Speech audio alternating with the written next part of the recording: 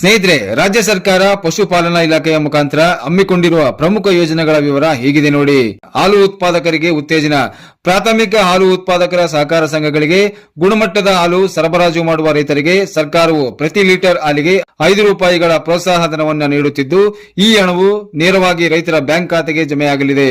ಈ ಮೂಲಕ ಹೈನುಗಾರಿಕೆಯಲ್ಲಿ ತೊಡಗಿರುವವರಿಗೆ ಆರ್ಥಿಕ ಬಲ ನೀಡುತ್ತದೆ. ರಾಸುಗಳ ಆಕಸ್ಮಿಕ ಸಾವಿಗೆ ಆಪತ್ತು ನಿಧಿ. ರೈತರು ಸಾಕಿದ ಜಾನುವಾರುಗಳು ಹಸು, ಎಮ್ಮೆ, ಹೋರಿ ಇತ್ಯಾದಿ ಆಕಸ್ಮಿಕವಾಗಿ ಮರಣ ಹೊಂದಿದಾಗ ಉಂಟಾಗುವ ಆರ್ಥಿಕ ನಷ್ಟವನ್ನ ಭರಿಸಲು ಸರ್ಕಾರವು 15,000 ರೂಪಾಯಿಗಳವರೆಗೆ ಪರಿಹಾರ ಧನವನ್ನ ನೀಡುತ್ತಿದೆ. ಕುರಿ ಮೇಕೆಗಳ ಆಕಸ್ಮಿಕ ಸಾವಿಗೆ ಅನುಗ್ರಹ ಕೊಡುಗೆ.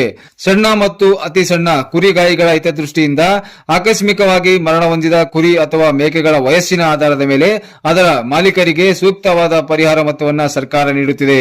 ಪರಿಶಿಷ್ಟ ಜಾತಿ ಮತ್ತು ಪರಿಶಿಷ್ಟ ಪಂಗಡದ ರೈತರಿಗೆ ಕುರಿ ಅಥವಾ ಮೇಕೆ ವಿತರಣೆ.